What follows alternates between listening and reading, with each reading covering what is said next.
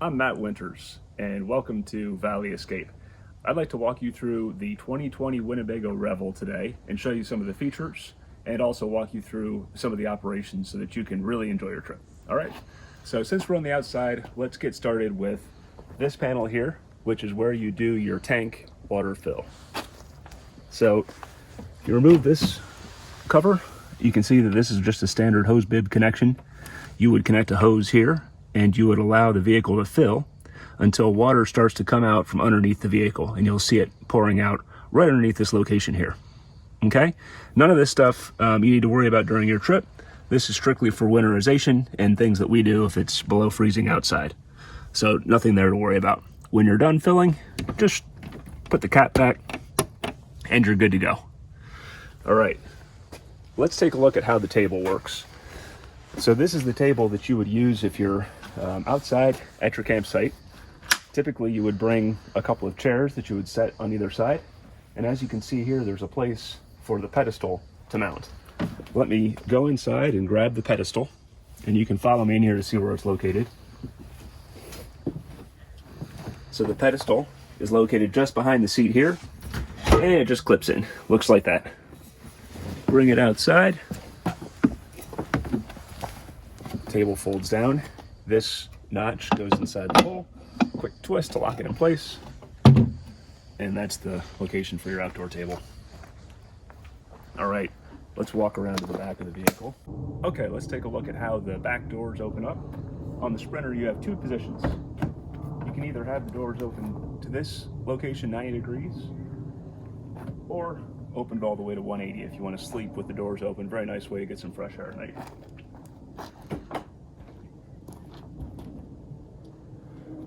You'll notice that there is a drop down on the back, which is either a blackout or a screen. Simply unclip it, unroll it,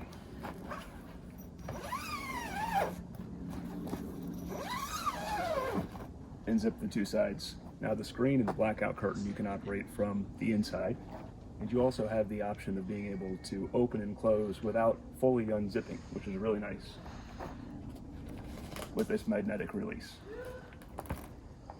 All right, let's take a look around the side where the hookups are for the water and sewer when you're at a campsite. On this side of the RV, we will take a look at where the power comes into the RV. Now this flap opens up to show a 30 amp plug. And this is not 100% necessary. If you're off the grid, you don't necessarily need to plug in. Your battery does charge whenever you're driving, and also from the solar on the roof. If you're at a campsite or a place close to a plug and you do want to charge up overnight, you use the cord, which is inside over the cab, plug in here, quick twist, and then you can plug the other end into either a 30 amp outlet at a campsite or a 120 volt plug, like a standard outlet, if you're at somebody's house and just want to use an extension cord. There's a converter inside so that you have both options.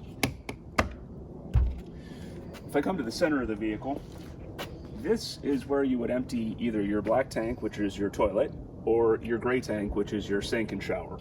Now for the black tank, the toilet, this is called a Cassette Toilet, made by Thetford if you want to Google that. And you push these two buttons, which opens up the door. And inside we have the suitcase-like tank, which holds the black water. It's a very nice system because you can empty it either in a standard pit toilet if you're in like a state park or a campground. You can even empty it in a standard toilet or any RV clean out, and I'll show you how that works. A little lever here, I pull it up, slide out the container, and then it has some wheels on it, just like a suitcase. There's a small handle here so that you can drag it along with you. When you get to where you're going to empty it, it's very simple. We just flip up this, unscrew the cap, and then if it's a standard clean out, which will be a hole in the ground, you'll take off the cap, you'll take off this cap, you tilt this towards the hole, and then you just empty right into the hole. When you're finished, you put some water in here, maybe about that much, and then you shake it a few times with the lid on to clean out and rinse out the container. I usually do that 2 or 3 times when I'm emptying the tank. When you put your cassette back inside,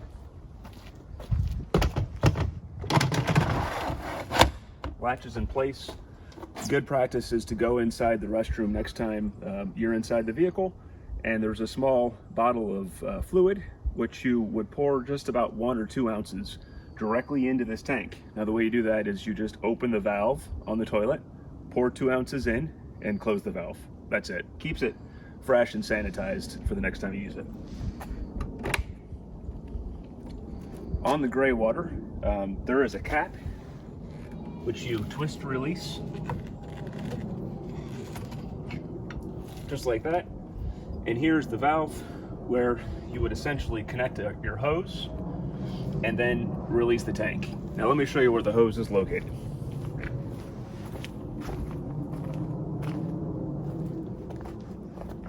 If you look just underneath the door, there is a small cover with a latch. I pull the latch open and there's your hose. And as you can see, I'll take it out to show you, this has a connector which fits right on the end of our gray water opening.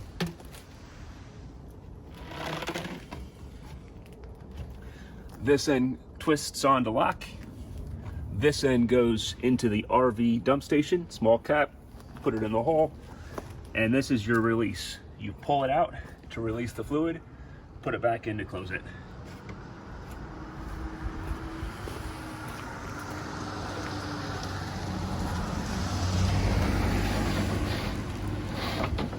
Please make sure when you've put the hose back that the latch is closed and locked.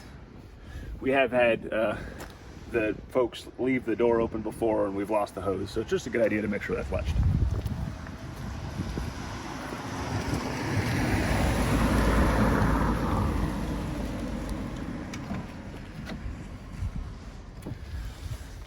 And finally, we have another hose connection on this side of the vehicle, and this is strictly to be used if you want to have a pressure hose connected at a campsite overnight. This is not a tank fill. You would essentially just screw your hose here, attach it to the spigot, and turn on the water, and that's just going to keep your system pressurized. Not necessary to use if you're using the tank. And then finally, on the driver's side door, this is your fuel fill.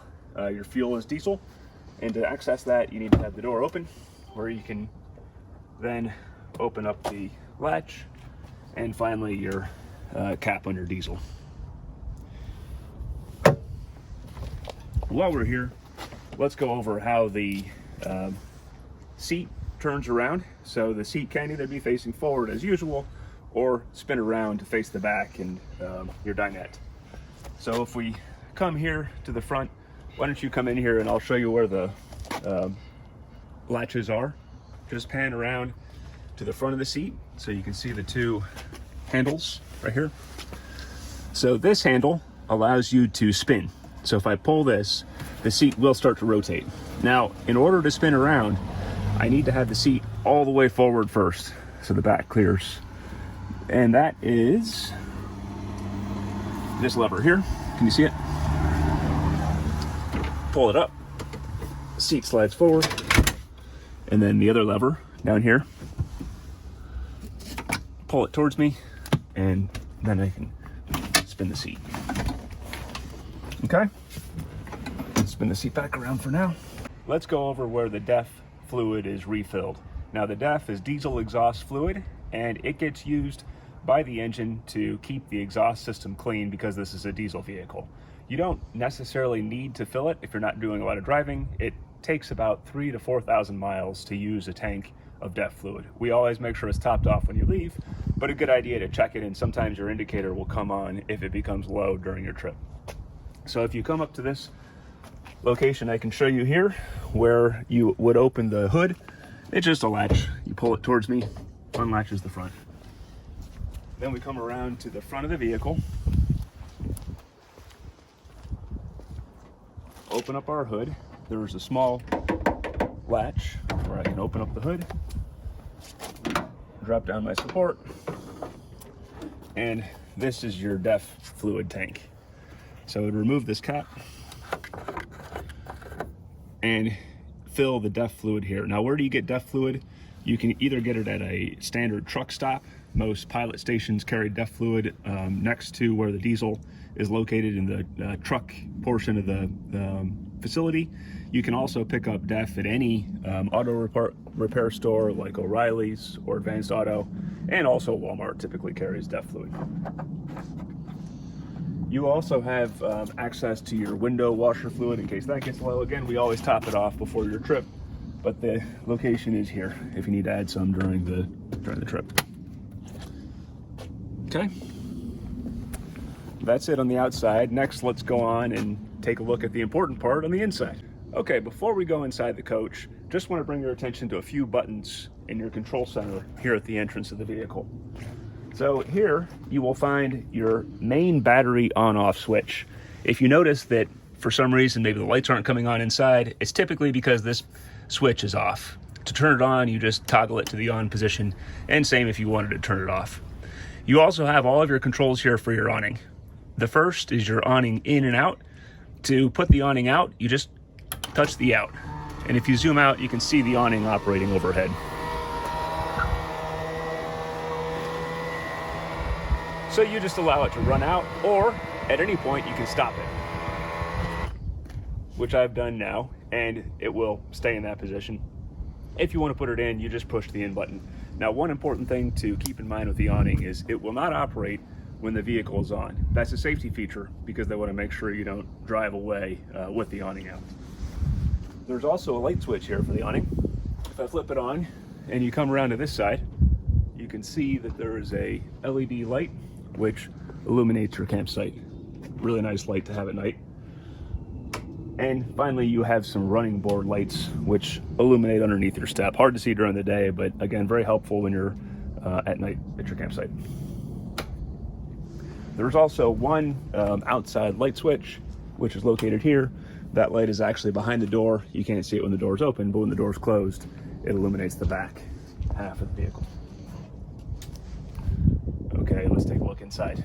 So starting here at the dinette location, I'm going to spin the seat around.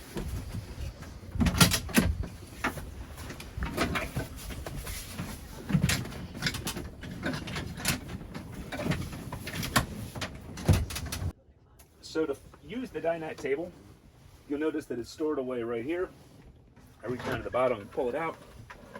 It snaps into place and then unfolds. You can have seating on this side. On this side, this can turn towards the table, and you can also extend your countertop. To extend your countertop, you just lift that up and it locks into place. Let's go over how to convert the dinette into a bed. You'll notice that there's a small latch underneath the counter located here. You see it? I unlatch the latch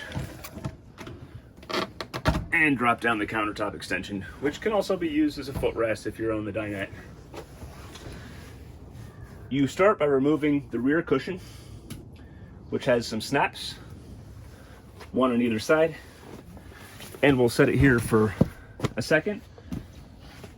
The second step is to remove the rear cushion located here, and you'll notice there's a small bar.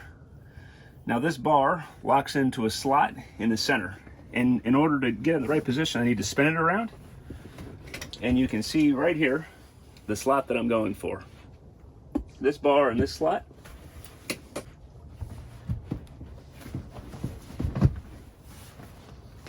which then allows for a small piece of steel located here to rest one side of your bottom cushion.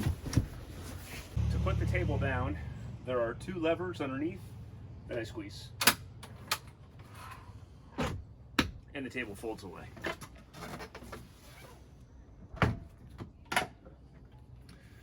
Now, if you come to the inside, we will go over the operation of the restroom.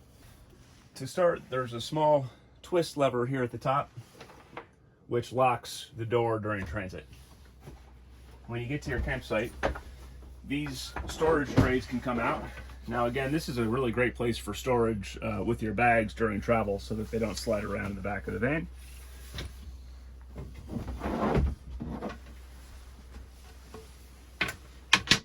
and when I remove them, I open up the shower and also access to the toilet.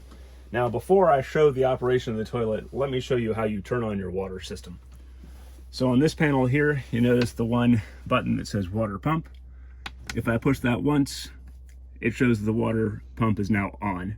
I can also check my tank level here. I can see that my water is full, my gray water is empty, and I can check my battery level, which isn't super critical to monitor, but nice to have.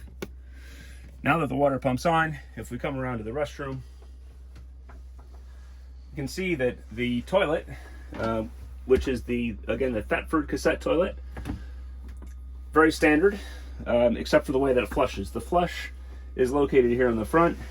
It's a lever. You slide the lever to the right and it opens.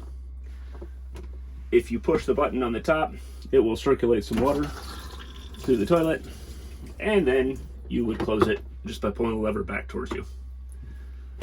That's it for the flush. We keep extra toilet paper here. We have a holder here, and we also have a small bottle of fluid, which, as we talked about before, you add 1 or 2 ounces after each time that you empty the tank, and that's located inside of your supplies kit. The toilet can rotate out of the way when you're not using it. Finally, you have your shower located here, and again, you've got a hot and cold water pump needs to be on for this to work, and also for the hot to work, we need to make sure that our hot water heater is turned on. Let's go over Winnebago's one-place control center. Starting off with the water heater in the furnace. In order for the hot water to work, just follow these instructions. Make sure that the system's turned on, the furnace is turned on, the hot water is turned on. That will essentially start the system, which supplies hot water and also supplies interior heat to the van while you're parked at night. Now, this system runs from your diesel, so just make sure that you have plenty of fuel in the vehicle if you're going to be using this overnight. It doesn't take a lot of fuel, but a good idea to work from a relatively full tank. If you want to activate the heat system for interior heat, all you need to do at this point, when all these switches are already on, is turn on your fan. There's a low setting, a high setting, and an off setting. The reason you would have it in off is if you don't want to have the interior heat on, but you do want to have hot water. So it takes about 5 minutes to 10 minutes for the fluid in the system here to heat up, and after that you'll have instantaneous hot water. Another thing to point out is if you're staying someplace cold, it's a good idea to always leave this system on when your vehicle's not running, because it circulates a fluid through the fresh water tank and also your gray water tank to keep things heated so they don't freeze up overnight. This is your controller for your solar. Nothing to worry about here. It's just to monitor the voltage. This is your one-place system, which shows you your water pump status. You can toggle between on and off here, and your tank level, where you can see your fresh water level and your gray water level. Battery level, not real critical to monitor, but nice to have it. These systems here, this is a hot water heater to use only if you're plugged into shore power. And if you are plugged into shore power, you can just toggle it on there. Otherwise, your hot water system is here. This control is for your inverter. Your inverter runs your 120 volt outlets and also needs to be on if you want to use the induction cooktop. To power it on, you just hold the button power until it beeps and then let it boot up. Same thing to power it off, you hold it till it beeps, release, and it powers down. One reason to have this turned off is if you're staying on the batteries without doing a lot of driving. This can burn up your batteries pretty quickly, so good idea to have this turned off if you just want to use the lights and don't necessarily need the 120 volts or you're not doing any cooking. Finally, you have your light switches here, which all have a low setting, a high setting, and an off setting. And this controls your overhead fan, which is located here. Great to use if you're cooking or if you're staying somewhere where you don't want to use the AC. You can power it on, adjust your airflow, and you can also use it like a thermostat, where you can essentially set a temperature that you want it to hold, and if it's cool enough outside, it will automatically adjust itself to maintain that temperature. Finally, you have your lift for your bed, your Euroloft system. In order to operate, we need the keys. If I take the keys here, the small one goes in the slot. flip it to the on position, and then the bed can go up or down. Now you can drive with the bed in any position. Best positions are either all the way up or all the way down so that you can see out the rear window. The system here is just your thermostat setting for when you have your heat system on. So if your fan is turned on, you can control the setting for what temperature the inside of the vehicle is maintained at here. Now this only controls your heat, does not control your AC. Your AC is all controlled on the unit, which is over the bed in the back. For the cooktop, when you want to use the induction cooktop for cooking, you need to make sure that you have a pan on the burner. Now the pan needs to be an induction type pan we supply to with the RV. Once the pan is on the location here, you can push the power button, it will power up, and then you can just adjust the temperature using the plus and minus. Again, this is only going to function if you have a pan on it. For the sink, lid opens up, sink spins around, and again, you have to have your pump on for this to work. Your drain is located here on the front, and it is a macerator system, which is very nice. If you're in unlevel locations, you hold the button and it pulls the water out of the sink and into your holding tank. Okay, we do have storage overhead. Now, we don't keep any of the pots, pans, or dishes inside the cupboards. We keep them in a separate container so that you can organize things the way you want to during your trip. For the AC, you do need, in the 2020, to be plugged in to use the AC. It will not run off the batteries. Once you're plugged in, then it's very self-explanatory here. There's an off setting, there's a low fan setting in an AC. There's another knob that controls the amount of cooling that the AC is doing.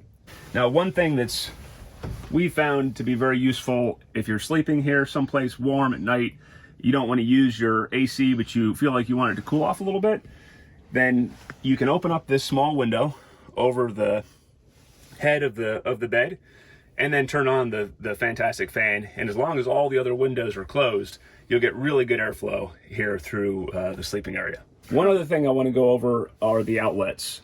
Occasionally, you will have a situation where the power for your inverter is on, but you may not be getting power in your outlets.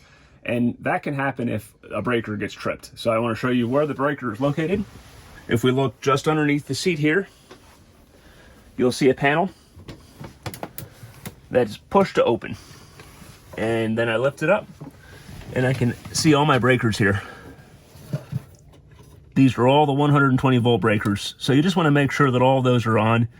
And if one of them is popped, it will be kind of in the middle position, and you would just pop it back up. So that's one thing to check. The second thing to check is right here. This is a GFI outlet, similar to what you would have in your kitchen at home. Occasionally this needs to be reset, and you would just hold that top button until it clicks, and then the circuit will be re-enabled. All right. So that's it for our handoff. We hope you guys have a fantastic trip. Feel free to reach out to us if there's any questions. We can be reached at 650-435-0377, and enjoy your time experiencing the California outdoors.